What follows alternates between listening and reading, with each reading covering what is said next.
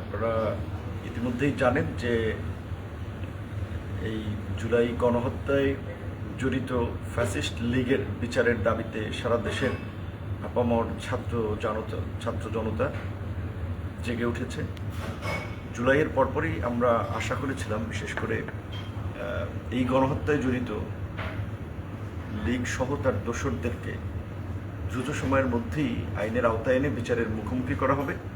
কিন্তু আমরা দেখতে পেলাম যে নানান ধরনের ছলসাতুরি তালবাহানায় সেই বিচারকে কালক্ষেপণ করে, এমনকি গ্রেপ্তারকেও ত্বরান্বিত করার পরিবর্তে এটা ধীরগতি করা হয়েছে এবং ফ্যাসিবাদের অনেক দোসর যারা রাজনৈতিকভাবে রাজপথে আন্দোলন সংগ্রাম দমন পীড়নে একটা বর্বর ভূমিকা রেখেছে, গুলি চালিয়েছে, অস্ত্র নিয়ে শোডাউন দিয়েছে, ছাত্র জনতার উপরে হামলা করেছে, তাদের পাশাপাশি যারা এখানে ফাইন্যান্স করেছে, এই বসুন্ধরা, ওরিয়ন, বেক্সিমকো, এরকম যে বিভিন্ন মাফিয়া শিল্প গোষ্ঠীগুলো রয়েছে, যারা শেখ হাসিনার মরার পরেও শেখ হাসিনার সাথে জান্নাতে যেতে চেয়েছিল, এই সমস্ত মাফিয়া শিল্প গোষ্ঠী এবং আওয়ামী দুর্বৃত্ত, এই ছাত্রলীগ, যুবলীগ, এই কোনো লীগের বিরুদ্ধে তেমন কোনো শক্তিশালী ব্যবস্থা নেওয়া হয়নি। শুধুমাত্র যখন ছাত্র অধিকার পরিষদের নেতাকর্মীরা মধুর ক্যান্টিন থেকে একটা আলটিমেটাম দিয়েছিল ছাত্রলীগ নিষিদ্ধে, সেই সময়ে ছাত্রলীগকে নিষিদ্ধ করা হয়েছে।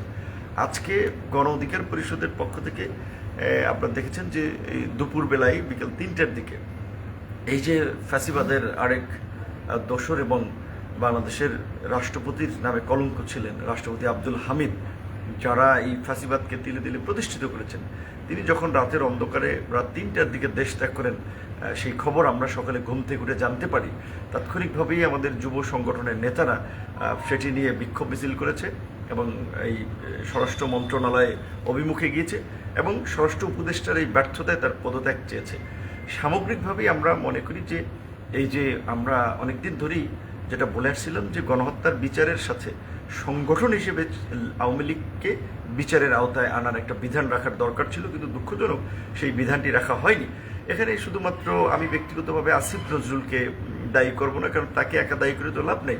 এই যে জামিনগুলো পেয়েছে, এটা তো শুধুমাত্র আসিফ নজরুল এককভাবে বললে হবে না, বিষয়টা এরকম না। এখানে সরকারের একটা নেক্সাস আছে, সরকারের অনেকেই জানেন, বিশেষ করে এই সাবের হোসেন চৌধুরী সহ, এই মান্নান সাহেব সহ আরও যাদেরকে জামিন দেওয়া হয়েছে, আওয়ামী লীগের অনেক নেতাকর্মী ইতিমধ্যেই জামিন পেয়েছে।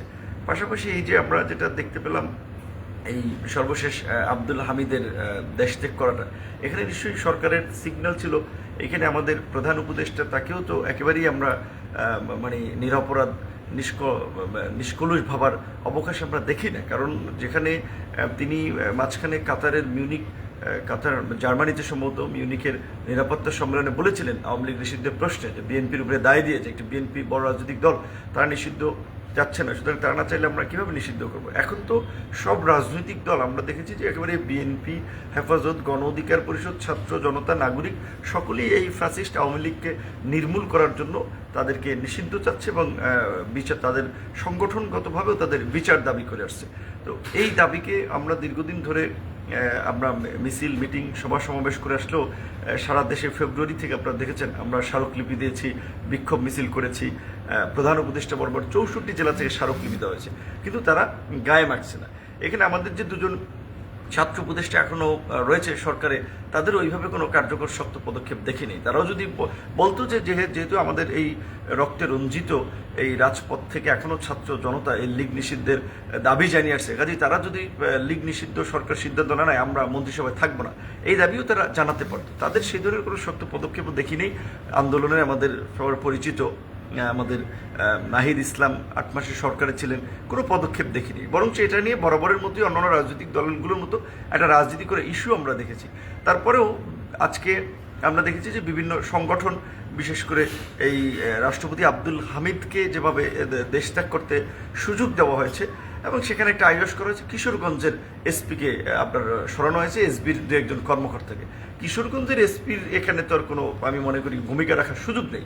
প্রকৃত অর্থে যারা দায়ী তাদেরকে এইটার জন্য জবাবদিহি করতে হবে এবং স্বরাষ্ট্র উপদেষ্টা অবশ্যই এই দায়গুলো এড়াতে পারেন না। এই যে আওয়ামী ফ্যাসিবাদের দোসররা এখনো গ্রেপ্তার হচ্ছে না, মাফিয়া লুটেরারা এখনো ঘুরে বেড়াচ্ছে, ব্যবসা বাণিজ্য করছে, এখানে অনেকেরই তো দায় রয়েছে, কেউ তো দায় এড়াতে পারে না এবং সামগ্রিকভাবে গোটা দায়ভারটা তো সরকারকে নিতে হবে অবশ্যই। সেই জায়গা থেকে আমরা মনে করি যে যারা এই গণ অভ্যুত্থানের স্পিরিটকে ধারণ করি তাদের এই বিষয়ে সোচ্চার হওয়াটা জরুরি।